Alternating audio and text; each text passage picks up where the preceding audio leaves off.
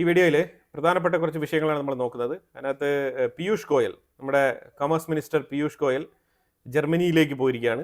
അപ്പോൾ അവിടെ ബെർലിനിൽ വെച്ചിട്ട് നടത്തുന്ന അടുത്ത ഘട്ട ചർച്ച ജർമ്മനിയുമായിട്ട് ബന്ധപ്പെട്ട ഫ്രീ ട്രേഡ് എഗ്രിമെൻറ്റ്, യൂറോപ്യൻ യൂണിയനുമായിട്ട് ബന്ധപ്പെട്ട ഫ്രീ ട്രേഡ് എഗ്രിമെൻ്റ് ആണ്. അതിൽ പ്രധാനപ്പെട്ട പങ്ക് വഹിക്കുന്നത് ജർമ്മനിയാണ്. കാരണം ജർമ്മനിക്കാണ് ഇപ്പം ഏറ്റവും കൂടുതൽ അത്യാവശ്യം. യുവമാരെല്ലാം പൊട്ടി പാളീസായി പോകുന്ന സാഹചര്യത്തിൽ ഇപ്പോൾ UK ആയിക്കോട്ടെ, അതേപോലെ തന്നെ ഇപ്പോൾ ജർമ്മനി ആയിക്കോട്ടെ, ഇപ്പോഴാണ് അവർക്ക് ഇന്ത്യ എന്ന് പറഞ്ഞ രാജ്യമുണ്ട്, അവിടെ നിന്നും സാധനം ഇറക്കാം. അപ്പോൾ അവരുടെ നോംസ് ഉണ്ടല്ലോ, കുറേ നോംസ് ഉണ്ട് അവർക്ക്, പല പ്രോഡക്റ്റുകൾ ഇറക്കാൻ പല നോംസ് ആണ് യൂറോപ്യൻസിനുള്ളത്. ആ സ്റ്റാൻഡേർഡ് പോളിസീസ് എല്ലാം കുറച്ച് ഫ്ലെക്സിബിൾ ആക്കി തരണമെന്നും കൂടി ഇന്ത്യ ചോദിച്ചിട്ടുണ്ട്. അല്ല, നിങ്ങൾ ഉദ്ദേശിക്കുന്ന പോലെ ഈ യൂറോപ്യൻ സ്റ്റാൻഡേർഡ് എന്നൊക്കെ പറഞ്ഞുകൊണ്ടുള്ള പ്രോഡക്റ്റ് ഒന്നും ഒരു പക്ഷേ യൂറോപ്പിലേക്ക് കയറ്റി അയക്കാൻ പറ്റില്ല ഇന്ത്യയിൽ നിന്ന്. അപ്പോൾ അതുകൊണ്ട് പല രീതിയിലുള്ള നെഗോസിയേഷൻ പല ഘട്ടങ്ങളിലായിട്ടാണ് നടക്കുന്നത്. അപ്പോൾ അതുമായിട്ട് ബന്ധപ്പെട്ട് വളരെ ക്രൂഷ്യൽ ആയിട്ടുള്ള ഒരു ചർച്ചയാണ് ഇന്ന് നടന്നത്. 2 ദിവസത്തെ വിസിറ്റാണ് പോയിരിക്കുന്നത്. അപ്പോൾ അതിൽ ഒരു ദിവസം ഇന്നലെ തീർന്നു. ഇനിയിപ്പോൾ ഇന്ന് ഒരു ദിവസം കൂടി ചർച്ച നടക്കുന്നുണ്ട്. ICG, ഇന്ത്യൻ കോസ്റ്റ് ഗാർഡ്, ഒരു ഇറാനിയൻ മത്സ്യത്തൊഴിലാളിയെ രക്ഷപ്പെടുത്തി എടുത്തിട്ടുണ്ട്. ഇഞ്ചൂർഡായ നിലയിലാണ് കണ്ടെത്തിയത്. ഇത് ശരിക്കും കൊച്ചിയിൽ നിന്നും 1500 കിലോമീറ്റർ അകലെയുള്ള ഒരു സ്പോട്ടിൽ വെച്ചിട്ടാണ് ഇന്ത്യൻ കോസ്റ്റ് ഗാർഡ് ഇതിനെ കണ്ടെത്തിയതും ഈ റെസ്ക്യൂ മിഷനിൽ ഏർപ്പെട്ടതും. അതും ഒരു വാർത്തയായിട്ട് വന്നിട്ടുണ്ട്.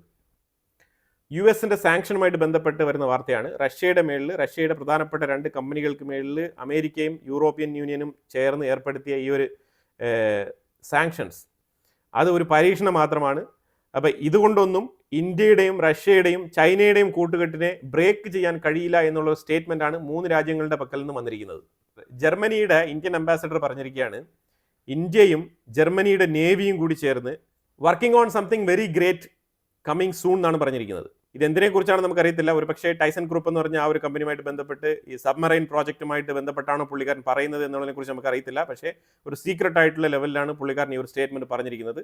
എന്തായാലും നമ്മൾ വെയിറ്റ് ചെയ്ത് നോക്കാം. ഇപ്പം നിലവിൽ ഞാൻ പറഞ്ഞതുപോലെ പീയൂഷ് ഗോയൽ ജർമ്മനിയിൽ ചർച്ച നടത്തിക്കൊണ്ടിരിക്കുകയാണ് ഈ ഫ്രീ ട്രേഡ് എഗ്രിമെൻറ്റുമായിട്ട് ബന്ധപ്പെട്ട്. അതിലുപരിയായിട്ട് ഇങ്ങനെ ടൈസൺ ഗ്രൂപ്പ് എന്ന് പറഞ്ഞ ഈ ഒരു കമ്പനിയുമായിട്ട് ബന്ധപ്പെട്ട ഒരു എഗ്രിമെൻറ്റും ഉണ്ട് നമുക്ക് ജർമ്മനിയുമായിട്ട്. ഇതാണ് പ്രത്യേകിച്ച് 2 കാര്യങ്ങൾ നമുക്ക് മനസ്സിലാക്കാൻ പറ്റുന്നത്. ഇപ്പം എന്തായാലും ഈ അംബാസിഡർ പറഞ്ഞിരിക്കുന്ന വെച്ച് നോക്കുമ്പോഴത്തേക്കും എന്തെങ്കിലുമൊക്കെ ഗ്രേറ്റ് ഔട്ട്പുട്ട് വരാനുള്ള സാധ്യതയുണ്ട്. എന്തായാലും നമുക്ക് കാത്തിരുന്ന് കാണാം. BSF, ബോർഡർ സെക്യൂരിറ്റി ഫോഴ്സ്, ഇന്ത്യയുടെ border security force Bangladesh India ബോർഡറിൽ 1000 സ്കാനർ ക്യാമറാസ് ഇൻസ്റ്റാൾ ചെയ്യാൻ വേണ്ടിയിട്ട് തീരുമാനിച്ചിട്ടുണ്ട്. സ്കാനറാണ് പ്രത്യേകിച്ച്. ഇതിനകത്ത് ഈ ബോർഡർ ഏരിയയിൽ ആരൊക്കെയാണ് ഇൻഫിൽട്രേഷൻ ചെയ്ത് വരുന്നത് എന്നുള്ളതിനെക്കുറിച്ചുള്ള കൃത്യമായ വിവരശേഖരണം നടത്താൻ വേണ്ടിയിട്ടാണ് ഈ ഒരു 1000 ക്യാമറാസ് ഫിക്സ് ചെയ്യാൻ തീരുമാനിച്ചിരിക്കുന്നത്. External affairs minister Jaishankar Anthony ആൽബനീസുമായിട്ട് മലേഷ്യയിൽ ആസിയാൻ സബ്മിറ്റ് പോയ സമയത്ത് സംസാരിച്ചിരുന്നു. അപ്പോൾ അതിൽ പ്രത്യേകിച്ച് ഇന്ത്യയും ഓസ്ട്രേലിയയും തമ്മിലുള്ള മാരിടൈം കോപ്പറേഷൻ, അതായത് മാരിടൈം സെക്യൂരിറ്റി, അതുമായിട്ട് ബന്ധപ്പെട്ടുള്ള ചർച്ചയാണ് 2 പേരും നടത്തിയത്.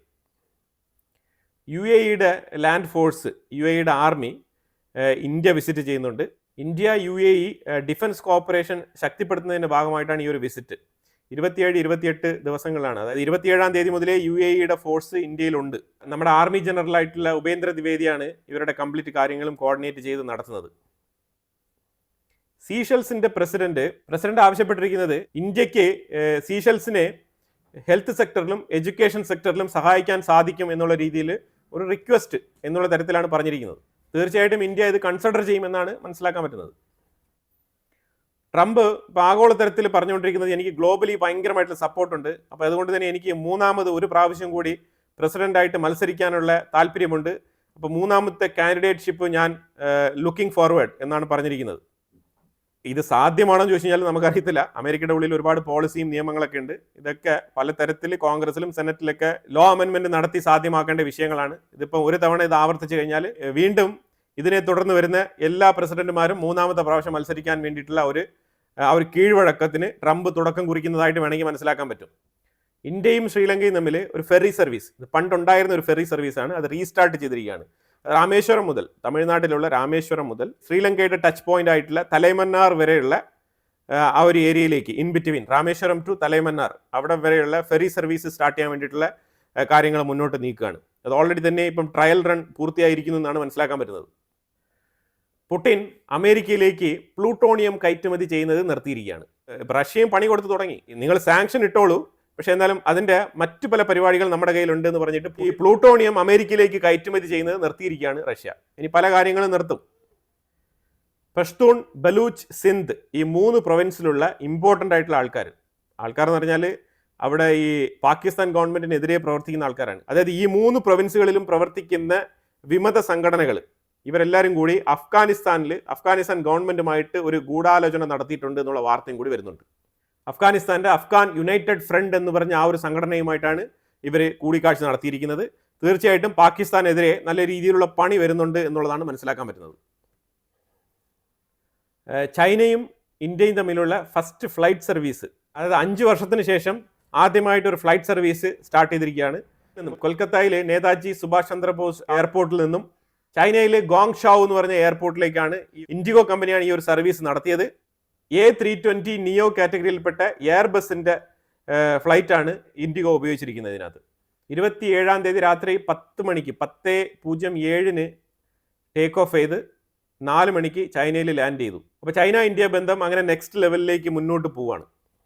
ISRO മിലിറ്ററി സാറ്റലൈറ്റ് ലോഞ്ചിങ്ങിൻ്റെ ഭാഗമായിട്ട് LVM-3 ഈ ലോഞ്ച് വെഹിക്കിള് ലോഞ്ച് പാഡിലേക്ക് മൂവ് ചെയ്തിരിക്കുകയാണ്. ശ്രീഹരിക്കോട്ട സതീഷ് ധവാൻ സ്പേസ് സെൻറ്ററിൽ നിന്നും നവംബർ 2-ാം തീയതിയാണ് ഇതിൻ്റെ വിക്ഷേപണം പ്രഖ്യാപിച്ചിരിക്കുന്നത്. External affairs minister Jaishankar south കൊറിയയുടെ ഫോറിൻ മിനിസ്റ്റർ ചോ ഹൊയിനുമായിട്ട് സംസാരിച്ചിട്ടുണ്ടായിരുന്നു. ഇന്ത്യയും സൗത്ത് കൊറിയയും തമ്മിൽ സെമി കണ്ടക്ടർ മേഖലയിലും ഡിഫൻസ് സെക്ടറിലും സഹകരിച്ച് പ്രവർത്തിക്കാൻ വേണ്ടിയിട്ടുള്ള തീരുമാനമാണ് ഇവർ രണ്ടുപേരും കൂടി എടുത്തതായിട്ട് വാർത്തകൾ വരുന്നത്. ASEAN സബ്മീറ്റിൻ്റെ സൈഡ് ലൈനിലാണ് ഈ ഒരു ചർച്ച നടന്നത്. അപ്പോൾ എന്തായാലും കുറേ ഇൻഫർമേറ്റീവ് ആയിട്ടുള്ള വിഷയങ്ങളാണ് നമ്മൾ ഈ വീഡിയോയിൽ പങ്കുവച്ചത്. ഇതിനെക്കുറിച്ചുള്ള അഭിപ്രായങ്ങൾ കമന്റ് ബോക്സിൽ രേഖപ്പെടുത്തുക. കൂടുതൽ വാർത്തകളുമായിട്ട് അടുത്ത വീഡിയോയിൽ വരാം. Thank you so much.